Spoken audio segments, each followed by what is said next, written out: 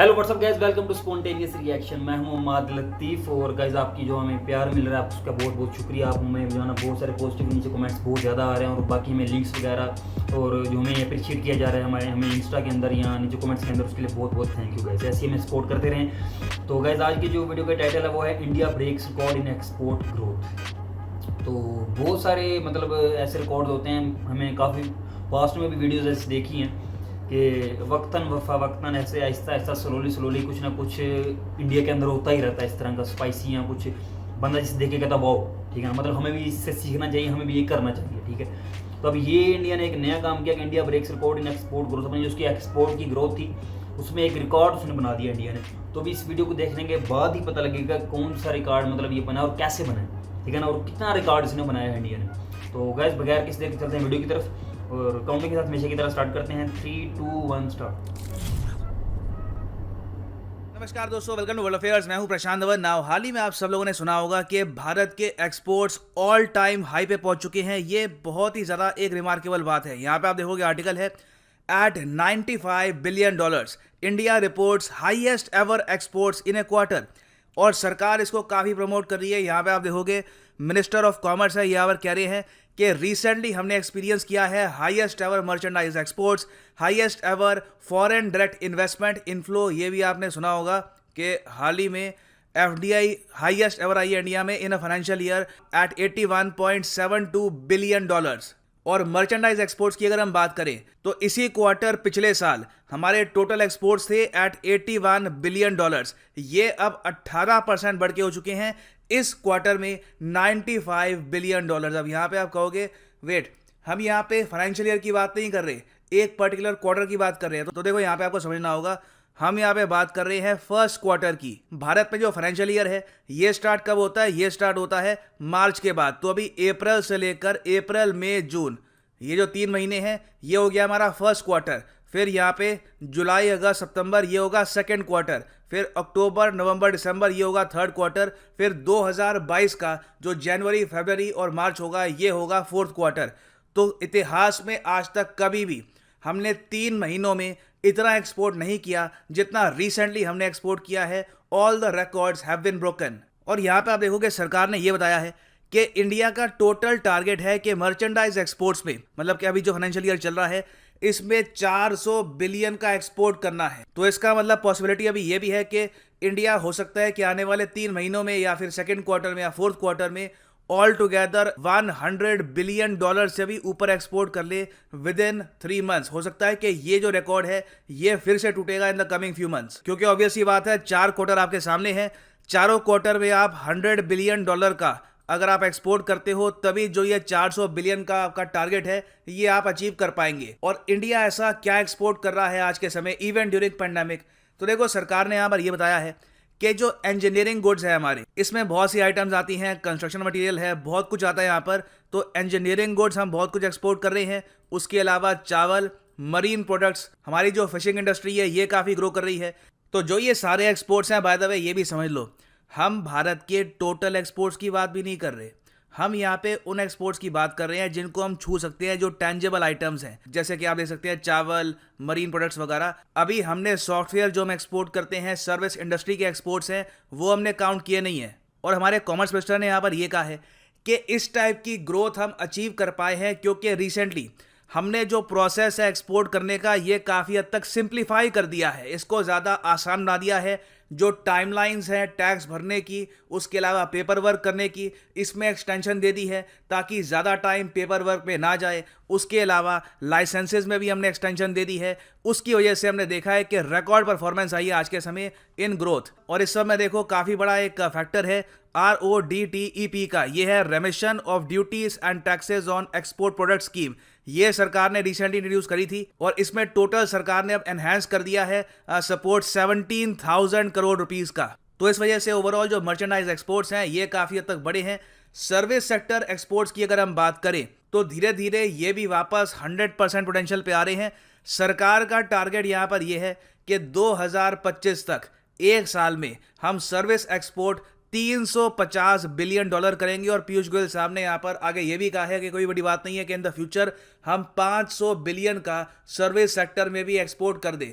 देखिए, मेरे हिसाब से इंडिया का टारगेट होना चाहिए 2025 से भी पहले हम 1 ट्रिलियन का टोटल एक्सपोर्ट करें। ये अगर हम अचीव कर लेंगे तो इंडिया एक बहुत ही ज़्यादा इंपॉर्टेंट कंट्री बन जाएगा ग्लोबल सप्लाई चेन में। ना आप लोग यहाँ पर पूछेंगे कि इंडिया के एक्सपोर्ट इतने बढ़ के हो गए, इसके रीज़न क्या है?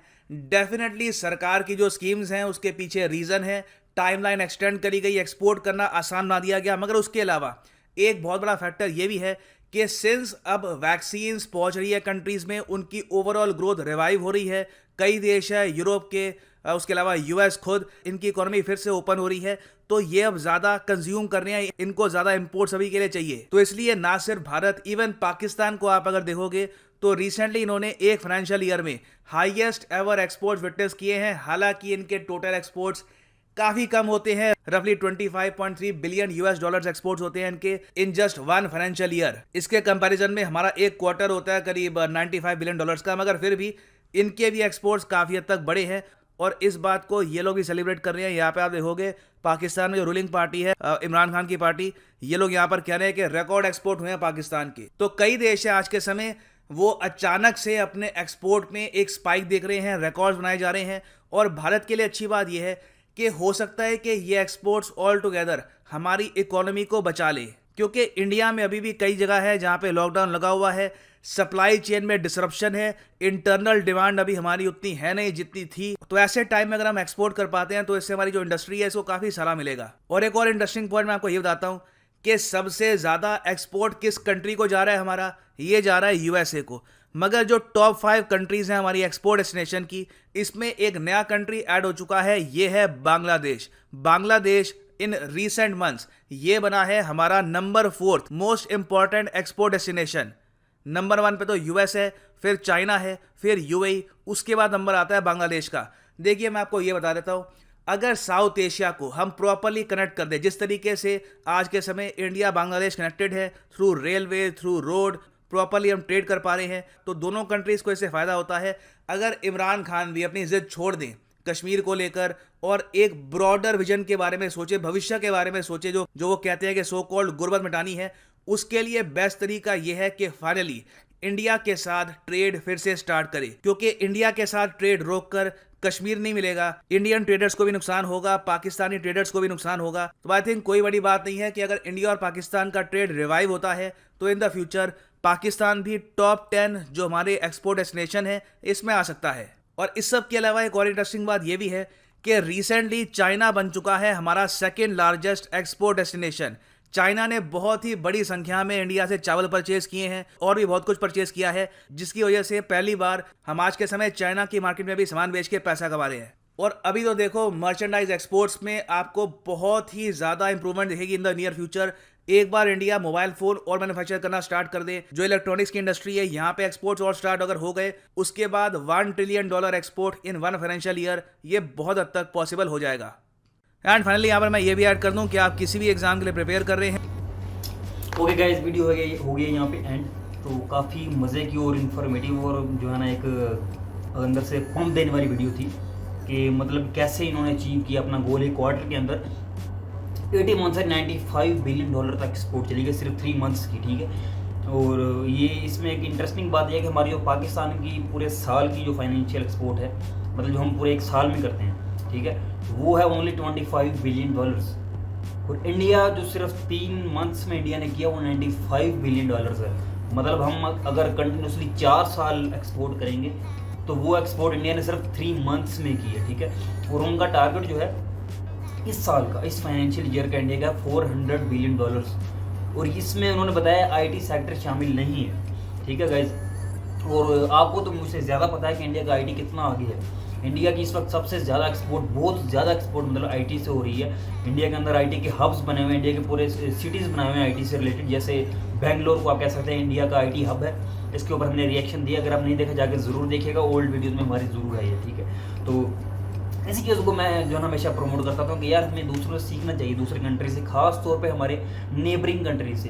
हम उन्हें जो मर्जी समझें, बेसिकली हम उसे दुश्मन समझें या दोस्त समझें, सीखना हमें हर किसी से चाहिए, ठीक है। तो मैं वही बात हमेशा करता हूँ, हमारे अंदर आईटी को इतनी जो है ना इंपॉर्टेंस दी ही नहीं जाती। हालांकि आईटी किसी भी कंट्री के अंदर उसकी प्रोग्रेस में, उसमें जीडीपी ग्रोथ में उसकी बहुत ज़्यादा इंपॉर्टेंट रोल प्ले कर सकता है और करता है, ठीक है। जैसे इंडिया के अंदर भी कर रहा है, इंडिया आईटी के अंदर बहुत आ गया, वो बहुत ज़्यादा एक्सपोर्ट कर रहा है आईटी की, ठीक है। अब कुछ हद तक जो है ना, हम भी, हमारे अंदर भी जो सोशल मीडिया इन्फ्लुएंसर हैं वो इस चीज़ पे जोर दे रहे हैं कि हमें भी आईटी की तरफ जाना चाहिए, ठीक है। क्योंकि बहुत कम यहाँ पे यूनिवर्सिटीज़ हैं जो आईटी की तरफ आईटी के कोर्सेज करवाती हैं, ठीक है ना। लेकिन इंडिया के अंदर आता है कि हर मेन सिटी के अंदर पूरी पूरी एक किस्म का सिटीज़ उन्होंने बना दी हैं जो सिर्फ आईटी से रिलेटेड, वहाँ पे बिल्डिंग्स हैं, वहाँ पे आईटी से रिलेटेड सॉफ्टवेयर डेवलप हो रहे हैं और बहुत आ गया, ठीक है। लेकिन मेन चीज़ मुझे ये नज़र आई है, इंडिया ने सेकंड नंबर पे जो अपने एक्सपोर्ट डेस्टिनेशन, वहाँ उसको चाइना आ गया सेकंड नंबर पे इंडिया के जो एक्सपोर्ट डेस्टिनेशन है।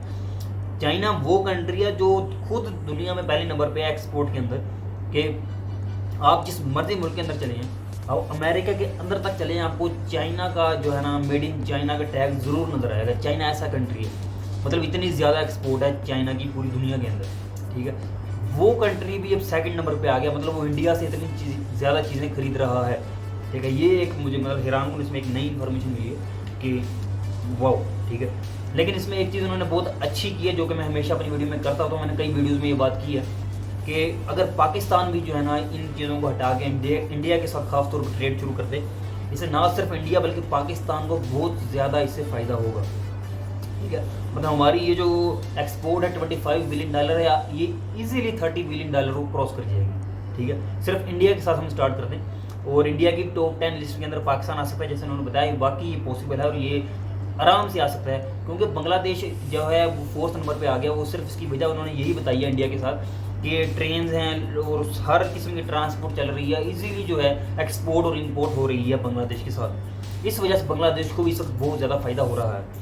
नो डाउट पाकिस्तान की एक्सपोर्ट में बहुत ही रिकॉर्ड इजाफा पाकिस्तान की एक्सपोर्ट में भी हुआ है, ठीक है। इस वीडियो में भी बताया, हमें भी सोशल मीडिया को और वैसे भी मीडिया की तरफ से पता लगा और गवर्नमेंट की तरफ से भी पता लगा था, ऑफिशियली अनाउंस हो चुका है कि पाकिस्तान ने भी रिकॉर्ड जो है ना बनाया एक्सपोर्ट में अपनी इस गवर्नमेंट के इस फाइनेंशियल ईयर के अंदर।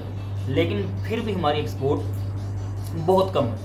मतलब इंडिया के अगर $400 बिलियन है फाइनेंशियली, तो एक फाइनल ईयर के अंदर, एक साल के अंदर हमारी सिर्फ 25 या 30 की अराउंड बट है, ठीक है। इसे हम इजीली बहुत ज़्यादा इंक्रीज़ कर सकते हैं इंडिया के साथ और बाकी बहुत सारे नेबरिंग कंट्री के साथ। अगर सबका अच्छा रिलेशन हो तो सबको ही फ़ायदा होगा ट्रेड के अंदर, हमेशा यही बात करते हैं। तो उम्मीद है कि आसानियाँ पैदा हो गई ट्रेड के अंदर भी, वीज़ा के अंदर भी। जो हमारे भी ख्वाहिश है इंडिया विजिट करने की वो भी पूरी हो, इंडिया की बहुत सारे लोग होंगे जो विजिट करना चाहते हैं पाकिस्तान में, उनकी भी सारी विश पूरी हो, तो मज़ा आएगा। तो इसी के साथ पॉजिटिव वाइब्स के साथ गाइस इस वीडियो को एंड करते हैं। अगर वीडियो पसंद आए तो हमारे चैनल सब्सक्राइब जरूर कर दें और वीडियो को लाइक भी कर दें। तो गाइस ऐसे ही मैं अच्छी अच्छी वीडियो सजेस्ट करते रहें। ये जो लेटेस्ट जो है वीडियोज़ होते हैं उनमें तो हम खुद रिएक्शन देते होते हैं, लेकिन बहुत सारी वीडियोज़ आप अच्छी अच्छी हमें सजेस्ट करते हैं, तो ऐसे ही करते रहें, हम रिएक्शन देते रहेंगे। तो गाइस मिलते हैं बहुत जल्द नेक्स्ट वीडियो में, तब तक करके रखें अपना बहुत ख्याल, टेक केयर, अल्लाह हाफिज़।